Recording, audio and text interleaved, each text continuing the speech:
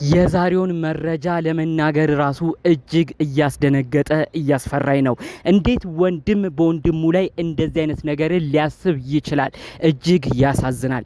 ኤፍሬም እና ሩታ ሌላ ድብቅ ነገር እንዳላቸው ዝርዝር መረጃው እየደረሰኝ ነው። ትናንትናም በአንድ ቪዲዮም ተጋልጧል። ይሄንንም አስመልክቶ ዴቭና ቡዜ ራሱ የደነገጡበትን ክስተት አይታችኋል ብዬ አስባለሁ።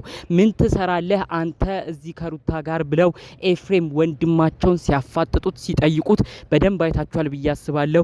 ኤፍሬምም ደንግጦ ምን አገባችሁ ይሄ የወንድሜ ቤት ነው እያለ ነበረ። ሩታ ራሱ ድንግጥ ብላ ማውራት አቅቷት ነበር።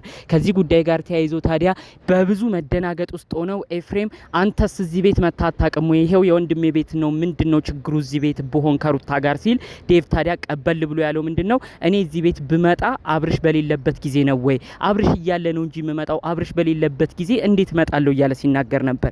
ይሄ ነገር ብዙዎችን አነጋግሯል። ይህን ጉዳይ አስከትሎ በውስጥ የደረሰኝ ደግሞ ሌላ ሰበር መረጃ ነው። ኤፍሬምና ሩታ የታዩበት ነገር አበባ ይዘው ቅዳሜ ማታ ምን ሲያረጉም እንደነበር በዝርዝር መረጃው ደርሶኛል። ከዚህ ባለፈ መልኩ የአብርሽ ንብረትን ማለትም በ6 ሚሊዮን ብር የተገዛው ውድ መኪናውን ቅንጡ መኪናው ላይ የታሰበ ሴራ እንዳለ መረጃውን ሰምቻለሁኝ። እውነት ኤፍሬም ወንድምነህ ወይስ አይደለህም? ይህ መረጃ እውነት ነው ወይስ አይደለም? ለኔ ዱብዳን የሆነብኝ ዝርዝር ጉዳዩን አሁን በ2 ደቂቃ ውስጥ አስደምጣችኋለሁ። አብርሽ የመፍዘዙ ምክንያትም ከዚህ ጉዳይ ጋር ሊያያዝ እንደሚችል ነው በዝርዝር እማስደምጣችሁ። ሰላም ጤና ይስጥልን ውድ የሀገሬ ልጆች፣ በተለያዩ ዓለም ሀገራት የምትገኙ በያላችሁበት ሰላማችሁ ይብዛልኝ። የአብርሽ ወዳጅ አድናቂ ሆናችሁ የአብርሽ ተከራካሪዎች እስቲ ይሄ ቪዲዮ ብዙ ሰው ጋር እንዲደርስ ሚስጥሩ እንዲፈነዳ ይህ መረጃ ብዙ ሰው ጋር እንዲደርስና ሁሉም ሚስጥር እንዲታወቅ እባካችሁ ላይክ በማድረግ ብቻ እንድታግዙኝ ነው በማክበር እምጠይቃችሁ። እንግዲህ ዝርዝር መረጃዎች ሲነግሩኝ የነበረው ኤፍሬምና ሩታ በተከታታይ ቀናት እዛ ቤት ውስጥ እዛ አካባቢ እየታዩ እንደሆነ የቅርብ ሰዎች እየነገሩኝ ይገኛሉ። በተለይ እዛ አካባቢ የሚኖሩ ሰዎች ምንድነው የሚሰራው ኤፍሬም እኛ ራሱ ግራ ገብቶን ነበረ። ወንድሙ አብርሽ በሌለበት ጊዜ ከሩታ ጋር ምንድነው የሚያደርገው እዛ ቤት ውስጥ እንዴት ይገኛል ብለን ጥያቄ ሆኖብን ነበር። ይህን ጥያቄ ትናንትና ታዲያ የገዛ ወንድምና እህቶቹ ሲጠይቁት ደስ ነው ያለን። አብርሽ በሌለበት አንተስ ምን ትሰራለህ እያሉ ሲጠይቁት ስናይ ደስ ብሎናል። እኛ እንዲህ ነው ብለን ሁሉ ለመናገር አፍረን ነበር ነው ያሉት። በመቀጠል ታዲያ እንግዲህ ኤፍሬምና ሩታ በተለይ ኤፍሬም የተመኘው አንድ ነገር አለ ከወንድሙ። ይኸውም እንግዲህ ውድ የተባለ መኪናውን ከገዛው በቅጡ 2 አመት እንኳን ያልሞላውን አብርሽ የገዛውን ውዱን መኪና በእጁ ለማስገባት እንደሚፈልግ በዝርዝር መረጃው ደርሶኛል። ይህን ጉዳይ ማስመልክቶ ይመስላል አብርሽን ወደ ውጭ ሸኝተው ሩታም ያሰበችው ሌላ ነገር ካለ አይታወቅም። በአጠቃላዩ ግን ወንድሙ በዚህ ነገሮች ላይ እየተሳተፈ የሚገኘው የወንድሙን ንብረቶች እየፈለገ እንደሆነ ነው በዝርዝር መረጃው እየደረሰኝ። በተለይ ደግሞ ከ2 አመት በፊት የገዛት ይቺ መኪና ገና የገዛት ሰሞንም ጭቅጭቅ እያመጣች እንደነበረ በተለይ ደግሞ እንግዲህ ኤፋ ከዚህ በፊት የወንድሙ የአብርሽን መኪና እንዲሰጠው ይፈልግ ነበረ። በተለያዩ ፕሮግራሞች ላይም ወንድም የአብርሽ እባክህ መኪና ስጠኝ እያለ ብዙ ጊዜ ከዚህ በፊት ይጨቃጨቁ ነበር። ታዲያ አብርሽ ደግሞ እንግዲህ መኪናውን እሺ ብሎ አይሰጥም። ምክንያቱም ታውቃላችሁ ያው መኪና ብዙ ጊዜ የሚያጋጭ የሚያጣላ ነገር ነው።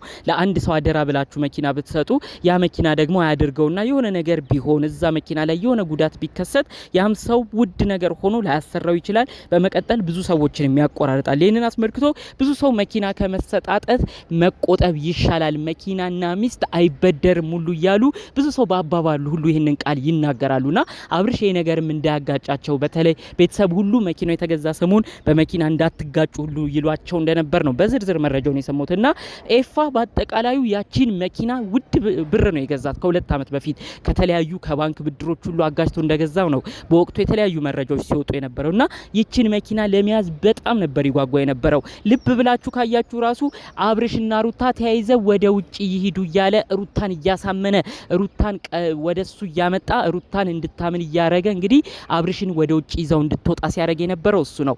ወደ ውጪ ሁሉ እንዲወጡ ሲፈልግ በነበረበት ወቅት ላይ እቃቸውን ጭነው አብርሽና ሩታን ሲሸኝ የነበረው በአብርሽ መኪና ነው። ካያችሁ ልብ ብላችሁ ከ4 ከ5 ቀናት በፊት በተለቀቀው ላይ ኤፍሬም አንተ ነህ ወይ መኪናውን የምትይዘው ጭራሽ አብርሽን መኪና መያዝ ጀመርኩ እያሉ ሁሉ እነ ዴቫ ትንሽ ጠቅ እያረጉ ሲናገሩት ነበረ። ተመልከቱ አካሄዱን። እሱ በዛን ቀን ቢሳካለት እንደተመኘው እነሱን ወደ ውጭ ይልካል። ሁለቱም ወደ ውጭ ይሄዳሉ። ከዛ መኪናው ማንም የሚጠይቀው የለም። አብርሽም እንደፈዘዘ ይታወቃል። ማንም ዞር ብሎ የሚያየው ሰው የለም። በዚህ በኩል የጋራ የሚኖሩበት ቤት እሱም ባዶ ይሆናል። ኤፍሬም እንደ ልቡ ይሆን ነበረ። ተመልከቱ የወንድሙን ምን አይነት ንብረቶች እየተመኘ እንደሚገኝ። ሩታና ኤፍሬም አሁን አንድ እንዲሆኑ እንዲሁም ደግሞ ኤፍሬም አውቆ ወደ ሩታ የተጠጋው በብዙ ነገር እየሸወዳት ሩታንም እያሳሳታት እንደሆነ ነው መረጃውን እየሰማሁት። አንዳንዴ የፍቅር ጊዜ የሚመስል ሁሉ በሰው እንዲጠረጠሩ አድርገው ሰውን ለማብሸቅ ሁሉ ኤፍሬም ተንኮል ሴራን እያሰበ እንደሆነ። በዚህ በኩል ሩታ የሚገርማችሁ ነገር የሌላ ነገር ከኤፍሬም ጋር አስባ አይደለም፣ አብርሽን ወደ ቤቷ እንዲመለስ ብቻ ነው እያሰበች የምትገኘው። ነገር ግን ኤፍሬም በሚወስዳት ተንኮል ግን አይኗ ታውሮ አሁንም በማይሆን ነገር ውስጥ እየተጓዘች ነው የምትገኘው። ከኤፍሬም ጋርም እዛ አንድ ቤት እንዲያድሩ የሆነው በአንድ ቦታ እንዲገኙ የሆነው እንግዲህ እሱ በሚያመጣው የተለያዩ ሀሳብ ነው። ሩታ ምንም አይነት ነገርን አላሰበችም። ይህንን አስመልክቶ ኤፍሬም ምንም አይነት ነገር እንዳልሆነ የወንድሙ ቤት እንደተገኘ ነው የሚናገረው። ነገር ግን ከጀርባው ብዙ ሴራን ነው እያቀደ የሚገኘው።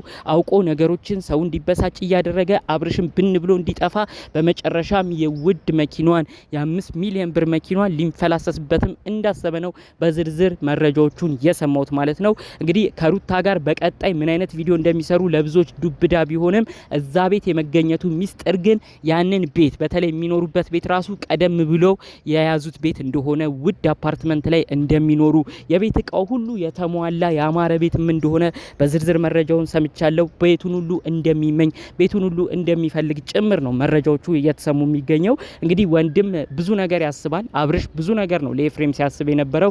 ኤፍሬም ግን በተገላቢጦሹ የሚያስበው እንዴት የወንድሜን ንብረት ወደ እኔ ላርግ፣ እንዴት እነሱ ወደ ውጭ ሄደው እኔ እዚህ ፏ እያልኩ ልኑር እያለ ነው የሚያስበው። እንግዲህ ኤፋ ሌላ ደግሞ የሰማሁት ነገር ምንድነው እነሱ ወደ ውጭ ቢሄዱ የተሻለ ኑሮ ይኖራሉ፣ በዩቲዩብም በደንብ ብዙ ሰው ያውቃቸዋል፣ በዩቲዩብም አሪፍ ተከፋይ ይሆናሉ፣ ውጭ ሄደው ቢቀሩ ደስ ይለኛል ነው የሚለው። እዚህ ጋር እሱ የራሱን ህይወት እያስተካከለ በእነሱ ቤት ፏ እያለ በእነሱ መኪና እየተዝናና ሩታን የማይሆን ስም አሰጥቶ አብርሽ ደግሞ እዛ በውጭ ሀገር ፏ ብሎ የሚኖር ነው እንግዲህ አድርጎ እየሳለ የሚገኘው። እዚህ እንግዲህ አብርሽ ፏ ብሎ እንደሚኖር ብዙዎቻችን ነው የምናውቀው። ነገር ግን ውጭ ከሄደ በኋላ ምን አይነት ኑሮ ሊገጥመው እንደሚችል የሚታወቅ ነገር የለም። እንግዲህ ያለውን ነገር ሁሉ አሳጥቶት እሱን ወደ ውጭ ልኮ ነው የራሱን እቅድ ለማሟላት እየተሯሯጠ እንደሚገኝ በዝርዝር መረጃዎቹም እየተሰሙት ማለት ነው። በሩታ ቤት መገኘቱ ሚስጥርም እንግዲህ ሌላ ነገርም ቢወራን አይመለከተኝም፣ በአጠቃላዩ ግን የወንድሜ ቤት ላይ ፏላለው እያለ ቅድ አውጥቶ ከእቅዶቹ ሁሉም ደግሞ እንግዲህ ወንድሙን አፍስዞ ወደ ውጭ እንዲወጣም ለማድረግ እየጣረ እንዳለ ነው በዝርዝር መረጃዎቹ የተሰማው። ይህን ጉዳይ አስመልክቶ ቀደም ብሎም ፍንጭ ሲሰጡ የነበሩ ሰዎችን አድንቂያቸዋለሁ። በተለይ ኤፋን በተመለከተ ወንድም በዚህን ያህል ደረጃ ክፉ ሊሆን አይችልም። ኤፍሬም የሆነ ንብረት ከወንድሙ ካልተመኘ ለምን እንደዚህ ክፉ ሆኖ ወንድሙን ያፈዘዋል? ይኸው የመጀመሪያ ጊዜያት ገና መኪናውን ሲነዳ ነበር ይህንን የጠረጠር ነው። ኤፍሬምማ ከወንድሙ አብርሽ የሚፈልገው የወንድሙን ትዳር መመለስ ሳይሆን በአጠቃላዩ የሚፈልገው የወንድሙን ንብረት መውረስ ነው። ለዛም ነው እንዲህ እየተጮተበት የሚገኘው ያሉ ብዙ ሰው ኮሜንት ያደረጉት ነገር አሁን በደንብ ብዙ ነገሮች እየገቡኝ ያሉ ነው ይመስለኝ። እናንተስ ይህንን ዛሬ ሰጧችሁንም መረጃ ከሰሞኑ እየተጨማመሩ ያሉትንም መረጃዎች አስመልክቶ ምን አይነት ሀሳብ ምልከታላችሁ በኮሜንት ብታሳውቁኝ ደስ ይለኛል። በሌሎች አዳዲስ ቪዲዮዎች እስክንገናኝ ሰላሙን ሁሉ ተመኘሁላችሁ። ሰላም።